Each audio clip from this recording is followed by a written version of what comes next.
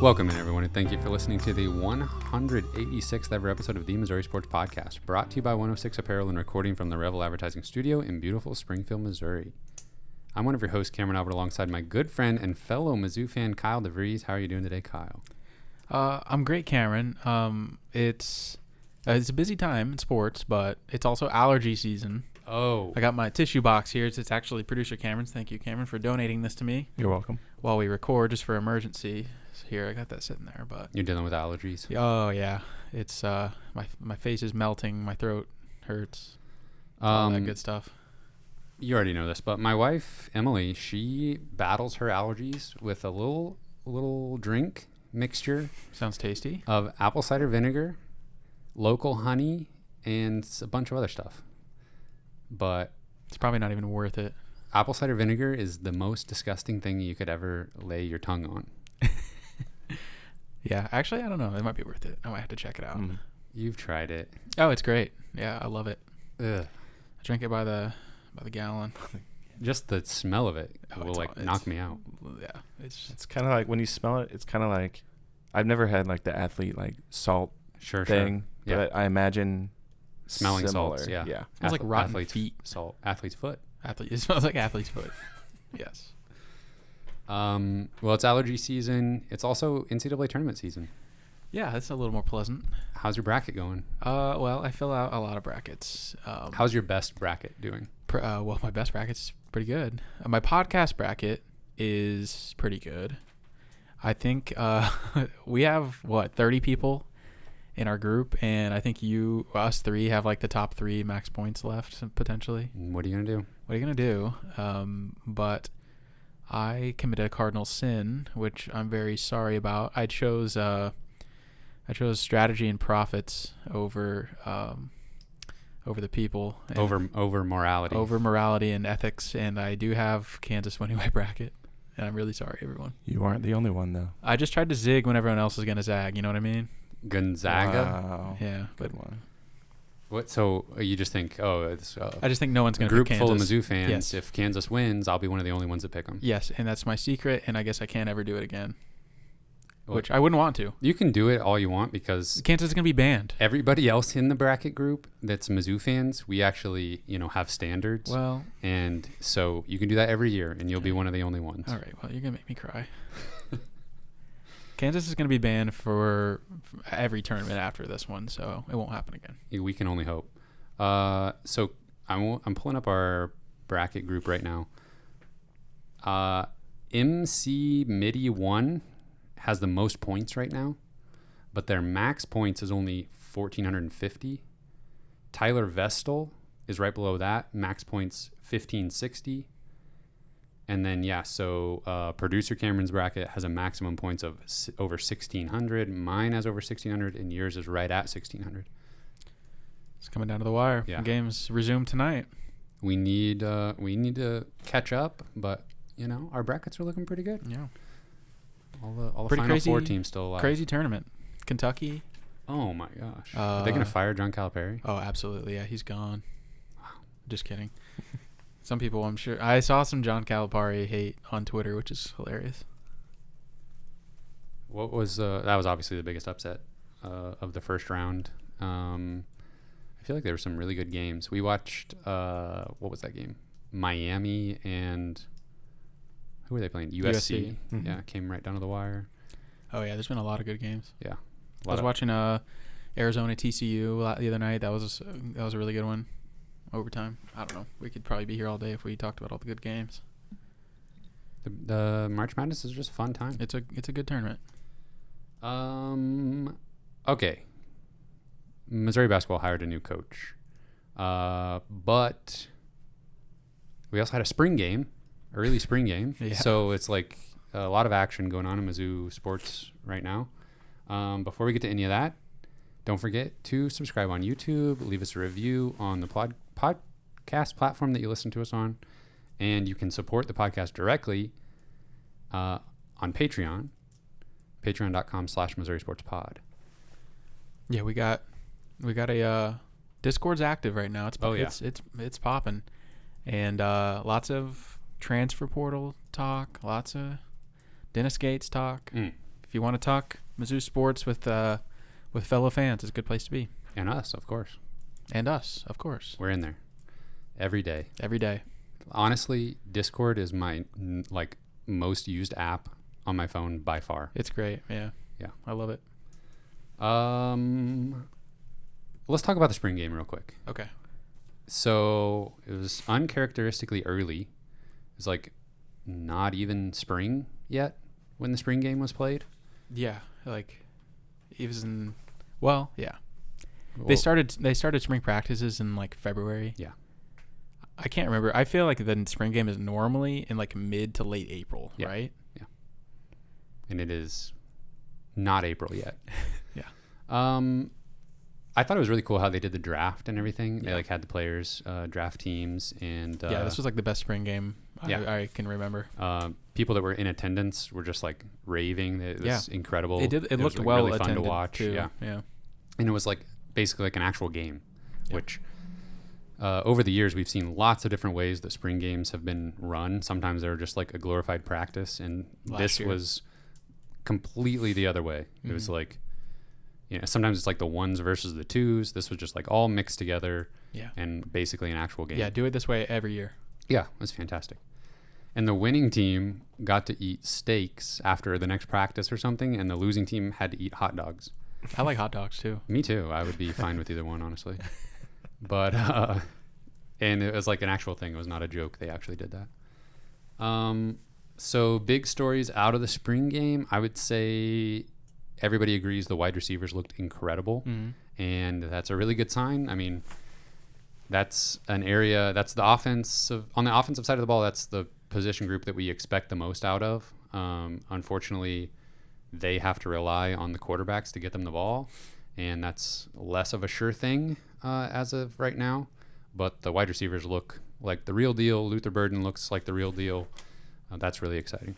I remember thinking, and some people might think I'm crazy for this, but when Luther Burden first committed and all that, I remember just kind of thinking we might be blowing our expectations completely out of the water for this kid. Like, this might be a little ridiculous. We're treating this guy like he's going to come in and be our best player next year, all this stuff. Well, I might have to walk that back a little bit because Luther Burden looked as good as advertised in the spring game. And again, it's a spring game.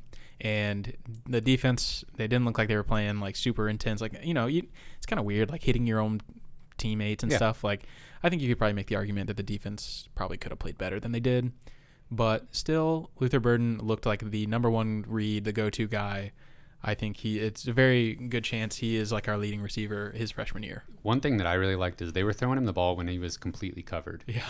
And just letting him make a play, which if you've been listening to this podcast, we've been begging the quarterbacks to do that and begging the coaching staff to let the quarterbacks do that for the last few seasons. So hopefully he's, the type of receiver that they're like, yes, just throw it up to him. Anytime it's one-on-one, get the ball in the air and let him do something.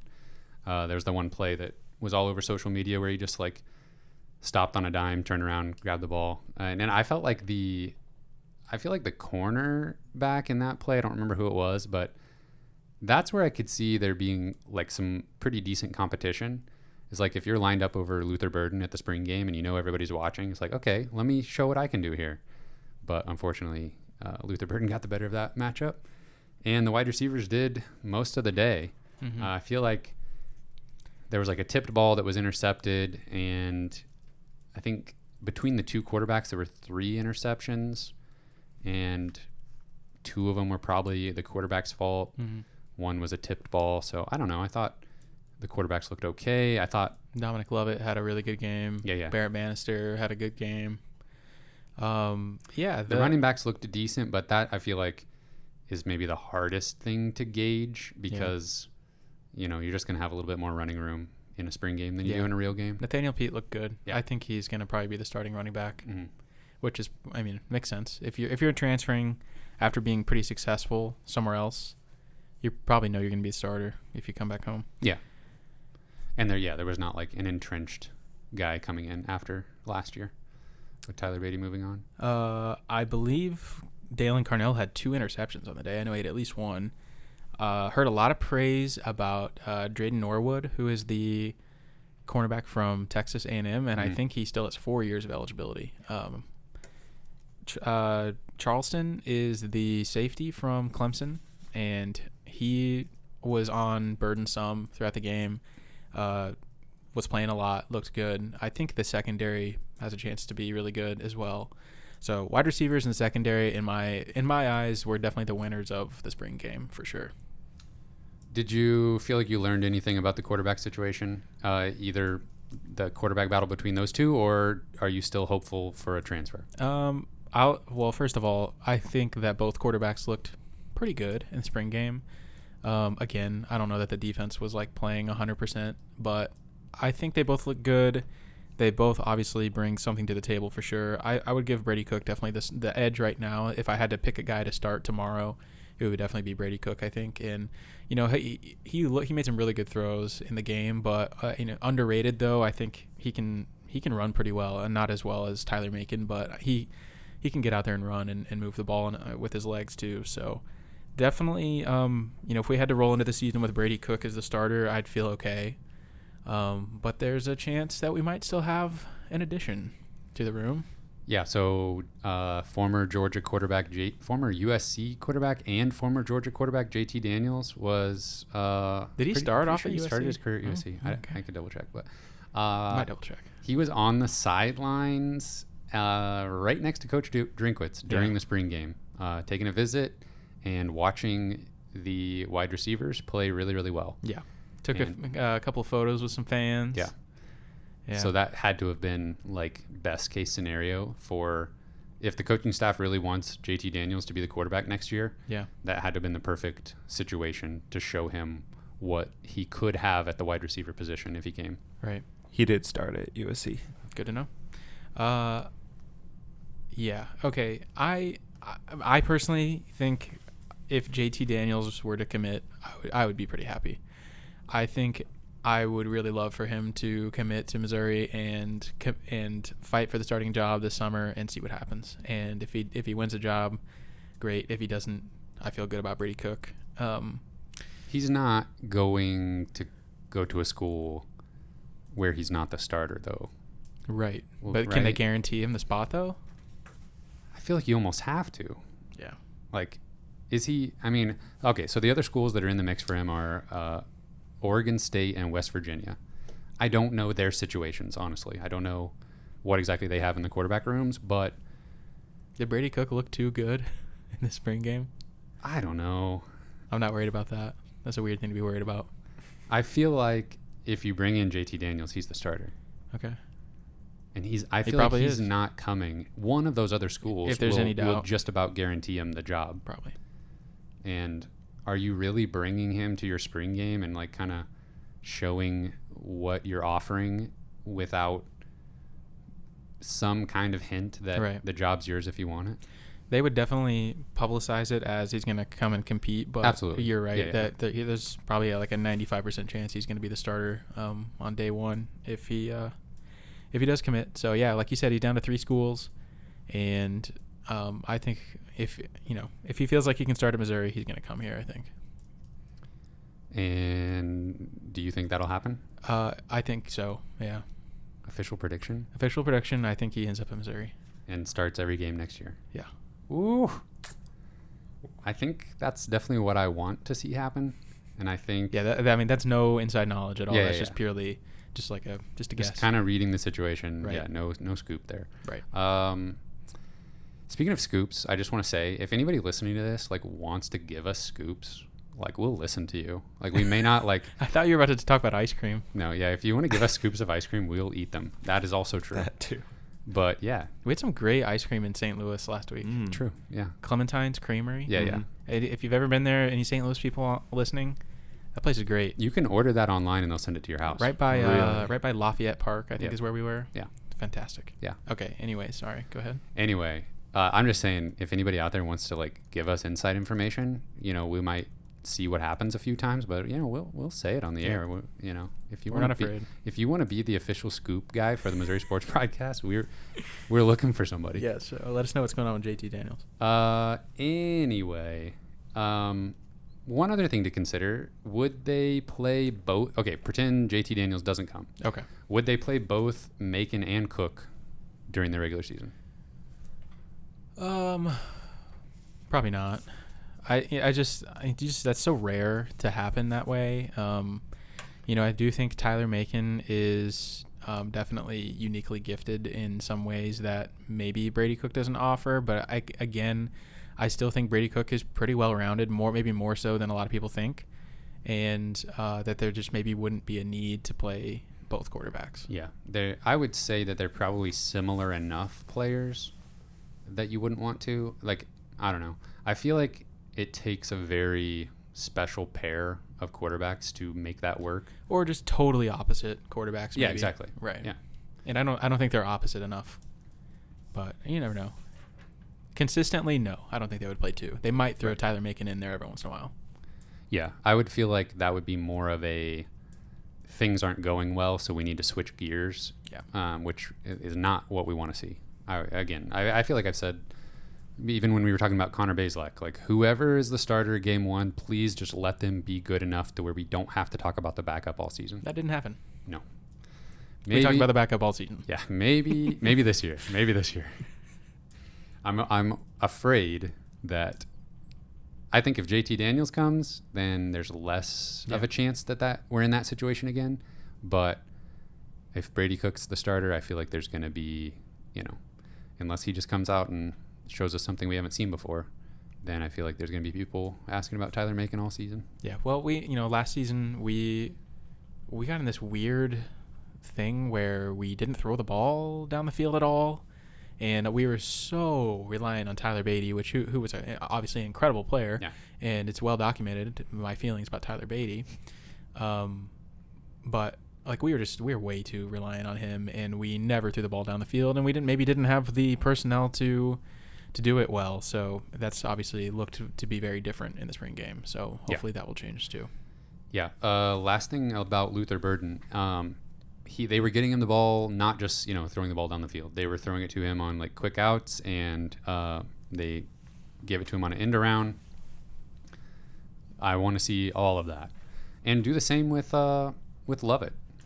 Get them involved, get the ball in their hands in space, and let them make plays. Mookie Cooper as well. Yeah, I mean, yeah, seriously, think about the talent that was all over the field, especially with the wide receivers like Luther Burden, Mookie Cooper, Dominic Lovett, all the guys you just mentioned. Like those are Missouri guys, and I feel like this is how it's supposed to look. This is how we've wanted it to look for so long, where the Missouri kids are like dominating and making plays, and it's so cool to see those guys making a name for themselves.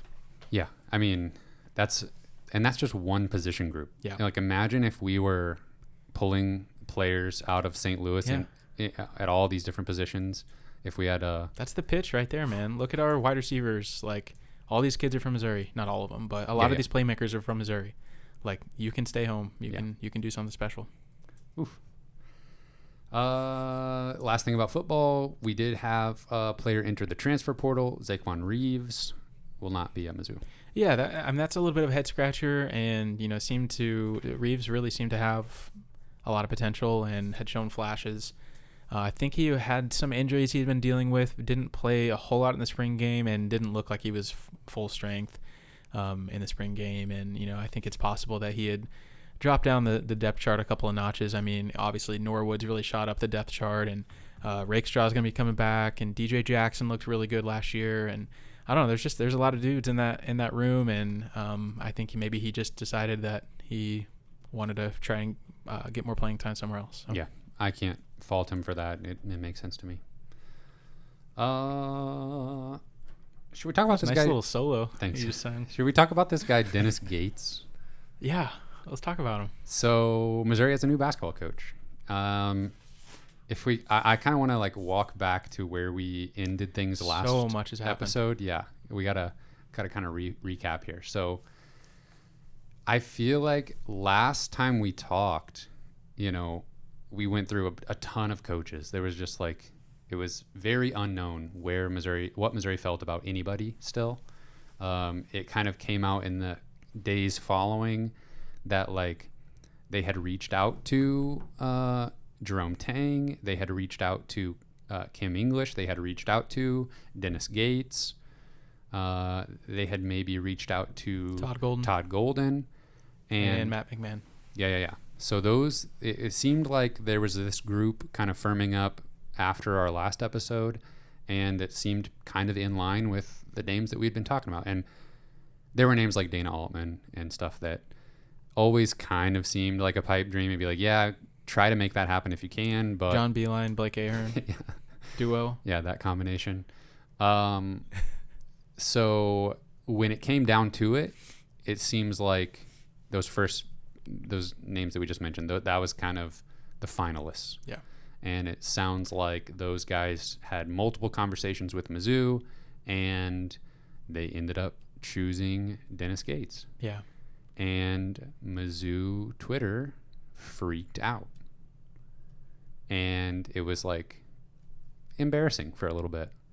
Like, I don't know what exactly certain people thought was going to happen, but there was like, a mutiny almost. Like, people were like saying that Desiree Reed-Francois should be fired and just insane things because I guess they had their hearts set on Kim English. Yeah. Is that what it boils down to? I think so. And it was like, unless you get one of these top tier names, you better get Kim English or else we're going to be mad. Yeah.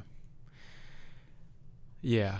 I don't even know really where I want to start with this, but yeah, it was really uncalled for the most part. Just that first initial reaction. And you know what? Before I really we took a closer look at Gates. I mean, yeah, there's certain things about his resume that maybe don't pop as much as other guys, and maybe he doesn't have a ton of head coaching experience. His record isn't the most like earth-shattering thing at Cleveland State ever. Yeah, there's definitely like some things that you're like, yeah, he maybe wasn't first on my list. But when you really start to look at like how connected he is in the industry, and when you really like think about how terrible of a team that he inherited at a horrible Cleveland State program, and how quickly he turned around, and some of the guys he's coached and helped recruit at Florida State and stuff. There's just so many great things. And even when you hear him talk in an interview, he's so well-spoken and he's really impressive. And so, yeah, there's maybe just some things on the surface that whenever you look at it, you're like, this is maybe a little underwhelming whenever you're comparing it to like Dana Altman or something like that. Yeah, it's an up-and-comer. And Desiree Reed-Francois is making a bet on herself and kind of saying, I see the potential in this guy. I see really impressive things he's done in the past that make me believe he has a really, really high ceiling. And I can promise you his name was connected to so many open jobs, probably every open job in the SEC. Mm-hmm. And he ended up, choosing Missouri. So yeah. I think that's great. Yeah. Yeah. There was definitely, and I feel like I kind of found myself getting caught up in the, like, it needs to be Kim English kind of hysteria there the last few days.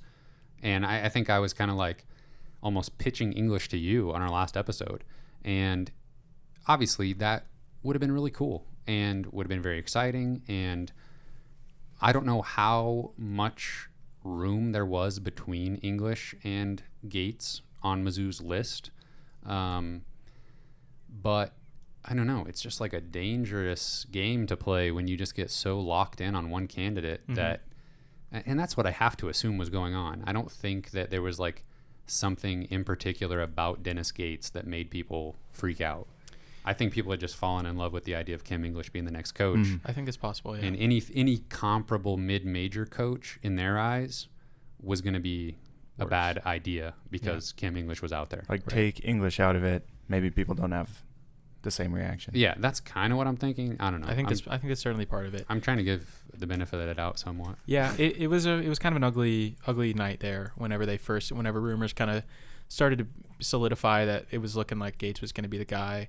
And some people that have walked those statements back since then and have maybe come to their senses and taken the chance to look a little deeper, kind of like I just talked about. Yeah. When you look at some of these things, then maybe you change your mind a little bit. But yeah, it was not a great start, and I'm glad that Dennis Gates still showed up to his press conference. Yeah, seriously.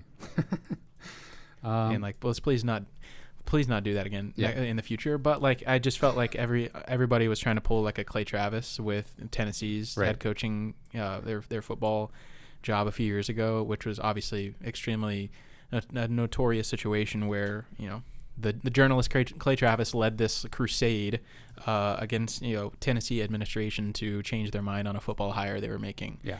And that what's the guy's name? Greg Schiano. Greg Schiano. They were going to hire him. He was the defensive coordinator at Ohio State, Mm-hmm.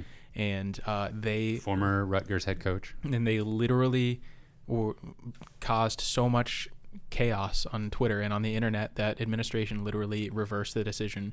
Greg Schiano goes to Rutgers. The Rutgers is like better than they've been in forever. Yeah. And Since the last time he was head coach. There. Exactly. Yeah. And they hire Jeremy Pruitt, who's gone in 3 years. Yeah. So maybe just let the administration do their job. Yeah. And, you know, you don't have to love it. Right. But maybe just don't publicly bash the guy. Yeah. And let's just see how it goes. Right.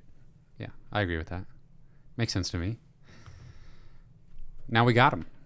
They had a press conference, and one cool thing, like if you just search his name, he has done so many interviews on like podcasts and YouTube channels and stuff like that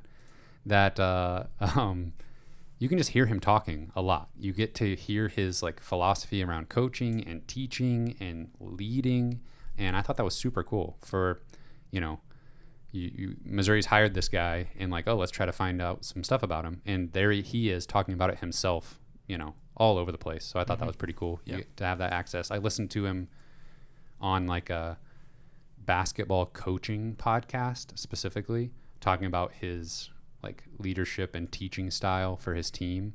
And it was just super insightful into like his process and like what he expects of his assistant coaches and stuff like that.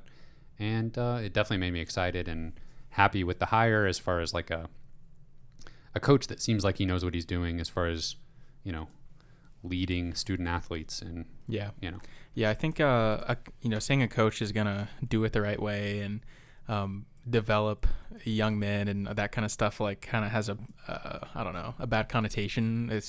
Right now, just because that's exactly who Konzo was. Yeah. And that sounds like boring recruiting and that kind of stuff. And I don't think that's what this is going to be. I think we're going to do it the right way, and we're going to try as hard as we possibly can. And I'm not sure that's what the Konzo Martin era was by the time he was gone. Right. And I think that things are going to look differently. Yeah. And I think Dennis Gates will be hungry to prove himself at this level of competition and show that he can win at the highest level. So to just do a little bio on him, he's 42 years old.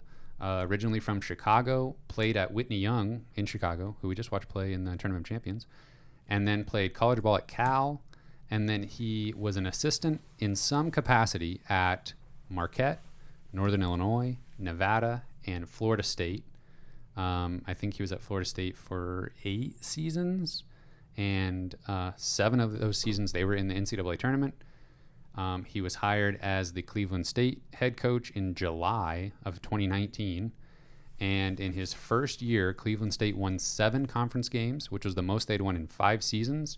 And he was named Co-Horizon League Coach of the Year after going 7-11 in conference play and only winning 11 games total his first season, because people who were voting on that kind of stuff knew the team that he was inheriting should not have been able to win 7 conference games. Yeah. The coach that was there before Dennis Gates, Dennis Felton. Yeah, he was only there 2 years. Didn't leave much. In fact, I mean, I literally think they only had like 3 scholarship players or something that were like returning, that weren't transferring or something like that in his first season.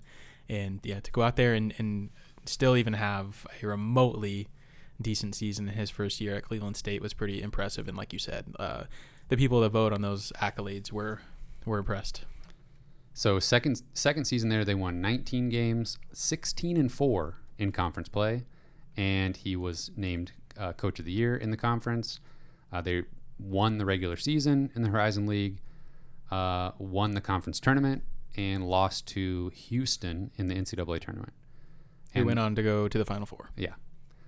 Then this past season, they won 20 games, 15-6 in conference play, and they did lose to eventual tournament champion Wright State in the semifinals of the conference tournament, but I don't really care about that. And I was looking at their schedule for this past season. Let me pull it up.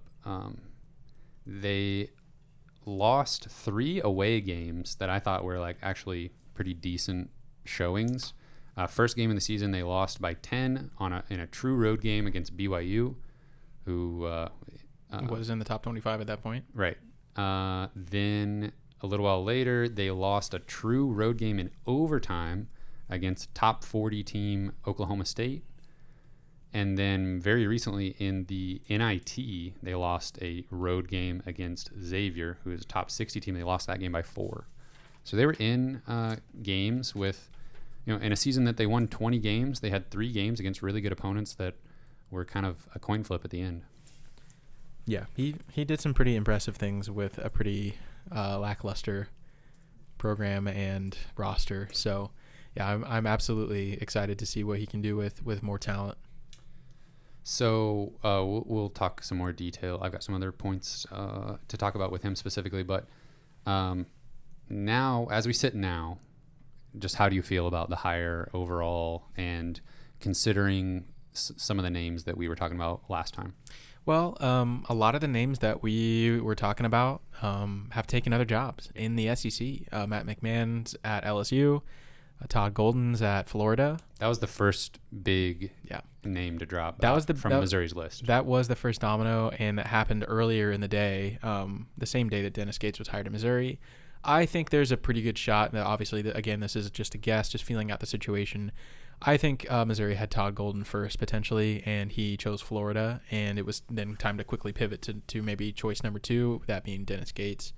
That might not be true, but it seemed that could be the case. But Jerome Tang, Kansas State. Yeah. So a lot of the guys that they talk to are employed at kind of connected universities, whether it's through the SEC or regionally. Mm-hmm. Kim English still at George Mason, but I really like the hire after really just hearing him talk and seeing how he interacts with his players and stuff like that. I'm excited about it.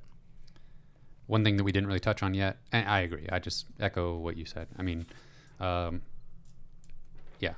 it seems I'm excited for sure. And one aspect of it that we haven't talked about that makes me maybe the most excited is his reputation as a recruiter when he was at Florida State. Mm-hmm. And he has a great eye for talent. Yes. And he has kind of talked about how he considers those his guys. And I've watched some interviews with players at Florida State from when he was around there saying Coach Gates is my guy. He's the reason I'm here. Mm. And Jonathan Isaac, who was a NBA lottery pick, and I think this might be wrong. I probably shouldn't even say a number, but I think I read 10 NBA draft picks. It's 10 from Florida State during his time there. Jonathan Isaac was there when we played them in the NCAA tournament, right? I Michael think so. Porter Jr. year. Yeah. And that they went to the Elite Eight that season. Yeah. Beat number 1 seed Xavier. He was instrumental in recruiting the players that contributed to some of the best seasons that Leonard Hamilton has had at Florida State. Yeah, and apparently he was on Jonathan Isaac really early. Yeah, before anybody else. Yeah. And then a bunch of teams got on him when he had a growth spurt, and he stuck with Florida State because they were the first ones. Yep. Let's do that with some Missouri kids. Please. That translates. And that is what we were excited about with Kim English being an assistant at Tennessee. Mm. So there's a direct parallel with what people were excited about with him. You have that same exact situation with Coach Gates from his time at Florida State. Do you think they'll abandon the Michigan strategy? 6'7" guy from Michigan. We will have to see who the assistants are. Maybe maybe he'll add an assistant that has strong ties to Detroit. And at this point, he hasn't added any assistants or anything yet. Yeah. But obviously, his press conference was yesterday. So right, he did say that obviously some of the people he's considering for an assistant job are still coaching elsewhere, and so he wants to kind of protect their privacy and not out them before they have told their current job. But was there a tweet? what were we talking about earlier? There was a tweet that with a name that he was considering. Frank Cusimano name dropped Jarence Howard as a potential name to watch in the assistant coach building the team. That's kind of been a name that we've seen mentioned a couple times through different rumors and stuff. And he's a guy that is currently at Texas as an assistant coach, was at Kansas for a long time, coached a lot of NBA guys at Kansas. And so that's a pretty big name. If he were able to pull him from Texas, I have no idea if that's reasonable or not, but that's definitely a name. That's the name I've heard the most out of anybody as a potential assistant coach candidate. Yeah, he served 8 years under Bill Self at Kansas. Yep. Also, Frank Cusimano in the same tweet mentioned Adam Miller as a strong candidate to potentially transfer to Mizzou. He used to play for Illinois, a 3-point specialist, and then transferred to LSU in this past year and didn't play for whatever reason. I'm actually not sure. Yeah, he might have had to. Well, Illinois didn't have a coaching change or anything, so he might have had to sit out. Yeah, that's true. But do you get one transfer without penalty? I think you do. Yeah, so I don't think he had to sit out, but he obviously he's from Illinois, the Chicago area. That's the connection. How about this? Let's hear it. LSU men's basketball guard Adam Miller expected to miss entire season after ACL tear. That would be a reason why you don't play. So he wouldn't have had to use eligibility for the season.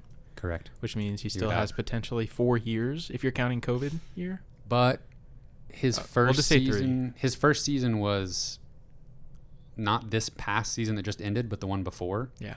So he was not a college basketball player during COVID year, right? Mm-hmm. So he would not have an extra COVID season? I don't know how eligibility works anymore. Yeah, it doesn't exist. Adam Miller from Peoria, Illinois, as is the assistant that's at Texas. So Chicago's a good place to have connections. Yeah. What else? I'm pretty excited. We've got a lot of work to do in shaping this roster to be competitive next year. We're teetering on blow it up, full rebuild. But how do you do that when you have 4 players who were major contributors last year who already used their one-time free transfer? I don't know. Maybe they're your first 4 guys off the bench. Maybe. Obviously a big news thing is Trayvon Brazil in the transfer portal. Anton Brookshire in the transfer portal. One of those names is a little bigger than the other one. But who would have thought? I'm sorry to interrupt you, but imagine this time last year, we're like, it's going to be devastating next offseason when Trevin Brazil enters his name in the transfer portal. Yeah, that's not something I really was foreseeing after 1 year. Yeah. I knew he had a high ceiling and all that, but 1 year, him looking as good as he did, just immediately being impactful from literally the first minutes he played in Division I college basketball. He took all of Jordan Wilmore's minutes. Yeah. As soon as he was ready. Yeah. Yeah, that says something. Javon Pickett as well is in the transfer portal. True. And that's definitely a guy I do not foresee returning to Missouri. I think he was a Conzo guy through and through, which is fine. But would love to have Trayvon Brazil back. And in fact, I'm fairly devastated that he's probably gone. And I think it's pretty much well documented at this point that he is kind of seeing what's out there, kind of testing the market as far as NIL opportunities. And Missouri is gonna compete, and they're gonna have an offer for him. But it's tough to compete with Kentucky, who's been confirmed to reach out to him. And so there's some big dogs involved with Brazil, and it's gonna be really hard to reel him back in, I think. Does that make a lot of sense for Kentucky? I guess that's part of the game. Is just okay, let's just go try to steal every team's best player. Basically, that's what the transfer portal has become. Yeah, they did that last year with West Virginia and Georgia. Yeah, and now they're trying to. It worked out perfectly with Sheboy. Except, they did just lose to a 15 seed. That is true. So got him. Caught him. Don't steal players, and that's karma. Right. You had an excellent season, lost to a 15 seed. Do you think he really is just like trying to use other opportunities to get a raise from Missouri, or so does that mean? Do you think Missouri will be able to persuade him to come back successfully? I think they could definitely. I don't know if they will. Interesting to note. Brazil was recruited by Dennis Gates when he was at Cleveland State. Yeah, is that a good or bad thing? I mean, I'm just joking. Well, I mean, it makes me think that he could at least say to him, like, I saw this in you, obviously. Like, how wild is that, though? Yeah. Like, what if he really, legitimately, he saw something in Trev in Brazil. Yeah. I mean, that's even more a testament potentially to his eye for talent. Right. When nobody else saw it. And I Right. kind of feel like Konzo was just offering all the in-state kids at that point because he had been burned too many times by in-state kids. Maybe so. Man, too bad he didn't get him, and he could have just brought him with him Oh, yeah. If, like, when they got hired. Brazil went to Cleveland State and was incredible, yeah. and they'd be like, oh, yeah, come on. That's definitely not a thing with Dennis Gates, is like bringing players from his former school. Like, we talked about that with a couple of the candidates, but that is absolutely not an option, I don't think, with Cleveland State. But anyways, Trevin Brazil, I don't know. I'll give it a 30% chance he returns to Missouri. I think he is a Missouri guy through and through. I really do. I think he was a fan growing up and that kind of stuff, but it's just tough to turn away huge financial offers if that's what you're getting. And I really do think Missouri can compete, but we'll just see. We do know that Coach Gates has already reached out to some people that have entered their name in the transfer portal. Northern Iowa's Noah Carter. He's an interesting player. He reminds me a lot of who was the player for Creighton last year that transferred that Missouri was that was interested in, but then he went to Texas. Yeah. I don't know. I just watched him play in the tournament last weekend. Christian Bishop. Yes. Very similar type of player. Like Carter for Northern Iowa is like undersized 5 and plays under the rim and doesn't really extend the floor very much. So not really like a stretch 5, just kind of an undersized, crafty, good finisher around the rim. But yeah, he shot really well from 2 last season. So that's an interesting name. Speaking of interesting names, Missouri has reached out to Utah Valley center, and he's 6'11", and shot 43% from 3 last year. What was that guy's name? I can't even remember.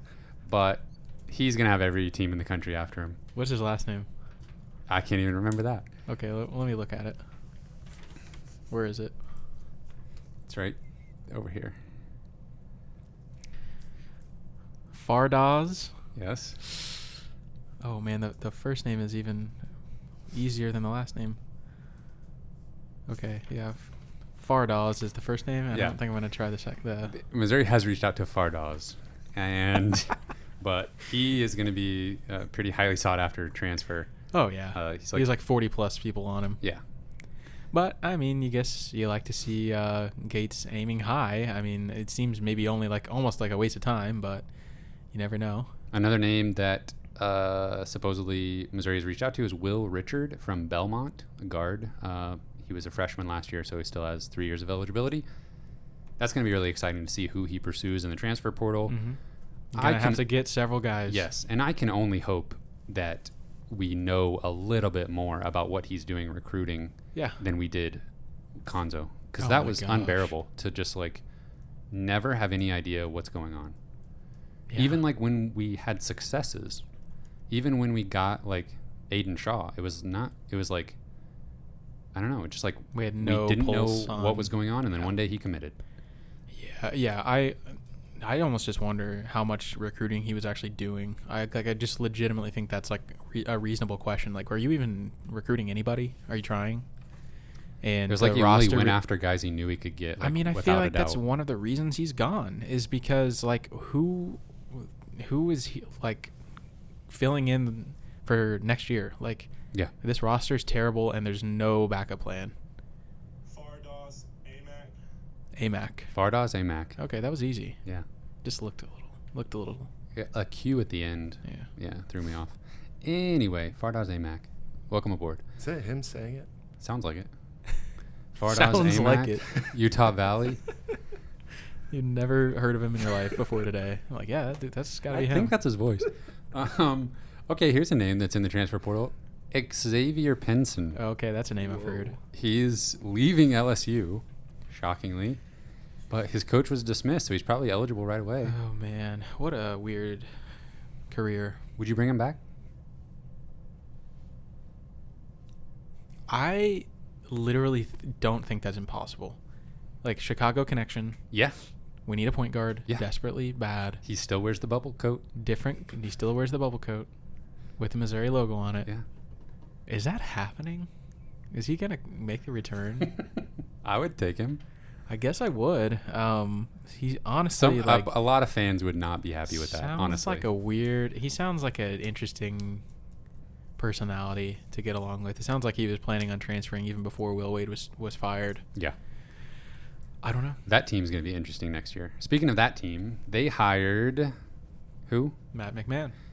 Florida hired Todd Golden. Georgia hired Mike White from Florida. Ole Miss is keeping Kermit Davis. Mississippi State. Mississippi State hired Chris Jans. Yes, from New Mexico State.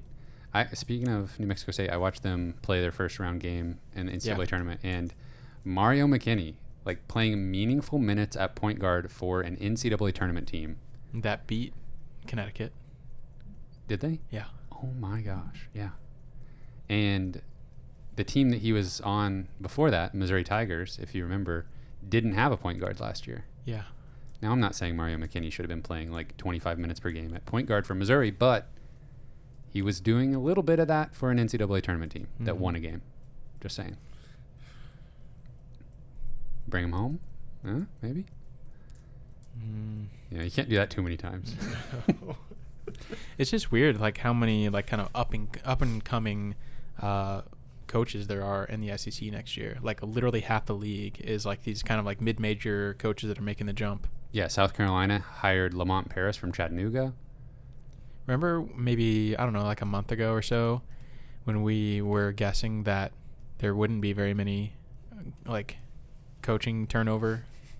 There wouldn't be a lot of it in the SEC. We were just dead wrong. I think we were a little bit wrong about that. That was and then, like, also regionally. I mean, cold take. The best thing that happened probably was that, I don't know, maybe the best thing that happened is that Brad Underwood stayed at Illinois. I don't know. Yeah. I mean, I don't really like him there either. He's been really successful, but You thought he was going to Kansas State, huh?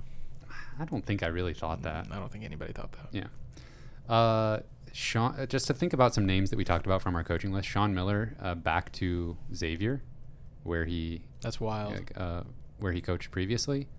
So they're kind of taking a little bit of a risk there. Yeah.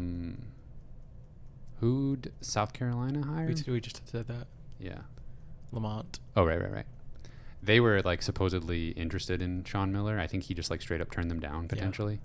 That's interesting. I saw Dennis Gates' name with South Carolina early on too. I legitimately think Dennis Gates talked to South Carolina, LSU, Florida. I think his name was involved with all of those coaching searches. Man, do you think he just liked Trayvon Brazile that much? He chose Missouri, and now he's telling right. He's like, oh, I remember this kid from a few years ago. Yeah, that's funny. So we have not heard anything from Kobe Brown. So far so good there. He has not entered his name in the transfer portal. And another wrinkle about a new coach is he might actually honor the COVID year, and so Kobe Brown might actually have 2 years of eligibility remaining. We used to just think, Konzo doesn't want the COVID year to be a thing because he didn't let, like, Drew Smith stick around, or, I don't know if he actually said no, but it almost Mark Smith. That was almost like the vibe last year was like Konzo just told these guys to move on. Yeah, it was very strange, and like with Drew and Tillman, like, they legitimately had some professional opportunities. Yeah, and so maybe it made sense for them to move on, but like Mark Smith wasn't going to play pro ball anywhere. No, and whatever you think about Mark Smith, but Konzo was clearly like, that's okay, you can go somewhere else. And maybe Mark always intended to, but yeah, there was definitely a vibe of like he specifically said he's not going to let them come back just to play basketball. Yep. But maybe Coach Gates will let Dennis players Gates will do that. But I mean, who are we really talking about there? Just Kobe, and I guess the 4 transfers Yeah, from last year all have an additional year. that's true. Ugh. So what are we waiting on now? We're waiting on the assistant Mm-hmm. staff to be filled out. We got about 4 or 5 roster spots at the minimum Yeah. to fill. For day one, he's obviously trying to get Brazil back in the mix. He's trying to get Aiden Shaw back in the mix. So Yep. Aiden Shaw asked for his release from his NLI and was granted it, obviously, with a coaching change. So, but some Mizzou beat reporters and stuff have reached out to him, and he said that he is still considering Missouri. So that's like job number 1, I feel like, for Coach Gates, is to try to get Brazil and Shaw back in the fold and not lose Kobe Brown, and then bring in 2 or 3 guys that can start. Yep. That's what we're looking at. Yep. A lot of things to still happen in the next month. So if you don't bring back Brazil and you don't keep Aiden Shaw, I mean, we don't know how Gates feels about Christian Jones. Like, we might, I mean, is it too late in the game to, I guess there's other recruits out there that are being let out of their Mm-hmm. letters of intent as well. So there might be a couple high school players that Yeah. could be brought in. Ooh, it's exciting, but it makes me nervous. Like, There's a lot oof, going on. it's a long way till October when this will all be settled. Man. So, give me a letter grade for the hire. That's what all the fancy report, like, journalists and stuff do. They like grade the hires A to F. I'm like at a B plus, maybe A minus. Hmm. I'd probably say B plus because there's I don't know. It's like it's probably one of the higher ceiling young coaches out there potentially. Like, this could, I mean, a lot of people have labeled him as like one of the brightest young minds in college basketball, one of the most connected, smart, like driven individuals in the industry, and could be one of the biggest names in college basketball 5 to 10 years from now. Like, people have well-known sources have said that. Yeah. And that's Especially exciting. other coaches. Seem to be really high on him, and a lot of other coaches love Konzo too. So Right. it doesn't necessarily mean anything. But yeah, I mean, it's exciting. I think it's a solid B plus. What do you think? I was going to say B minus, but that's kind of the area that Missouri was working in, honestly. Yeah. I think it was going to be really difficult to get like an A or A plus hire this offseason. What would make Dennis Gates an A in my book would be if we lived in an alternate timeline where he had spent 3 seasons at, VCU or someplace like that, like an A10 school, and had won that league one time. Then he would be like, but then Yeah. he'd be up for jobs like Right. Louisville and Maryland and those type of places. Yeah, So the jump from the Horizon League to the SEC is big, and that's certainly one of the that's a concern. Yeah. Or just something to consider. yeah, but if you think that this was the only opportunity to hire Kim English, which I don't, I mean, what do you think about if this administration clearly liked Dennis Gates and wanted to pull the trigger on him? You can't afford to let him go to, he probably ends up at like South Carolina. Yeah. If potentially a place like that, if Missouri doesn't make this move. So it's not like there was an opportunity to let him go to a more premier mid-major team first. That's just my opinion, though. And I think coming from Cleveland State and being considered for all those jobs speaks to how qualified he is. Right. Yeah. I mean, that's something that coaches and maybe administration can do at a higher level maybe than a lot of the fans, is just kind of use nuance in the situation and really analyze what he's done and like how impressive that is at the certain level or the certain situation, and what he did considering everything else involved. It's just one of the more impressive, 2 or 3 years out there. Yeah, and I think just what I said at the very beginning, the fact that he won 7 conference games his first season at Cleveland State. That was the most they'd won in 5 years. And that was an impressive enough coaching job by the media, considered impressive by the media and other coaches in the Horizon League, that, they had a losing season and he was the co-coach of the year for the league. Like, that's obviously, those people knew what kind of situation he was inheriting, and he turned it around. And we should mention kind of like his coaching style. He said he wants to play fast-paced offense and be committed to excellent defense. And obviously that's easier said than done. That's the two things to be good at. Right. But, we had talked about Grant McCasland quite a bit as a serious candidate for the Mizzou job. And his teams play the slowest pace of any school in college basketball, in Division I basketball. Mm-hmm. So obviously that's unappealing, especially if you're losing. There's people that want to play slow, believe it or not. They lost a game 36-42 in their conference tournament. That like disqualified them from postseason play, basically. Yeah, and that disqualified them from the Mizzou head coaching job in some people's eyes. Probably. Maybe understandably. I mean, there's nothing worse than a bad team, but also a bad team that only plays, 58 possessions a game. Yeah. But and I want to say that during Coach Gates' time at Cleveland State, they went from the 241st fastest tempo in Division I basketball to 127th from his first season to his third. So sounds like maybe whenever he was getting his guys in over the course of the 2 or 3 seasons. So another thing that I found interesting was they went from, one of the worst 10 teams in the country in effective field goal percentage his first season to 44th in that statistic this past year. And they went from 330th in 2-point field goal percentage his first season to 19th in the country this past season. And obviously that reflects the overall adjusted offensive efficiency from 329th his first season to 171st this most recent season. Yeah. So clear improvement. This team, he was getting his players in, he got some transfers, and he was making it work. You don't accidentally win 16 and then 15 conference games in any conference in the country. Yeah. I'm pretty excited.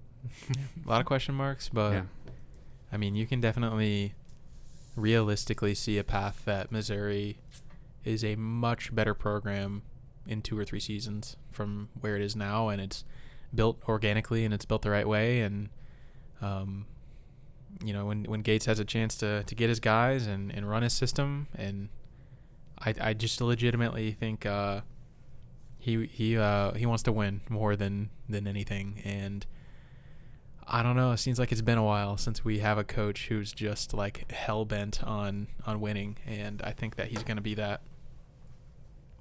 Yeah, and he has shown that everywhere he's been, that he's just dedicated to the team, dedicated to the school and the community.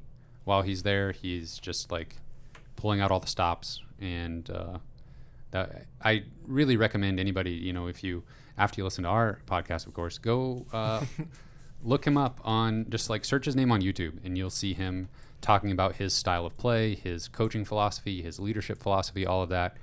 And to me, it all tracks with what I want to see in a head coach.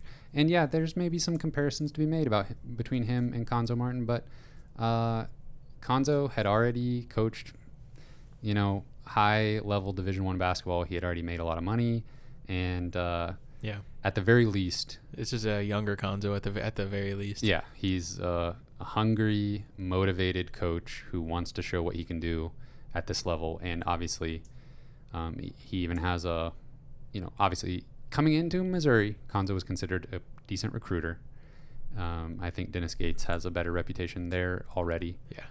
So I'm optimistic, and I think it was a good hire, and I'm really excited, and it's going to be a fun off season. Got transfer portal. Hopefully Missouri doesn't lose too many players and get some guys. Mm-hmm. But yeah, overall, I'm happy. I'm satisfied. That all for this week? I think that's pretty much it.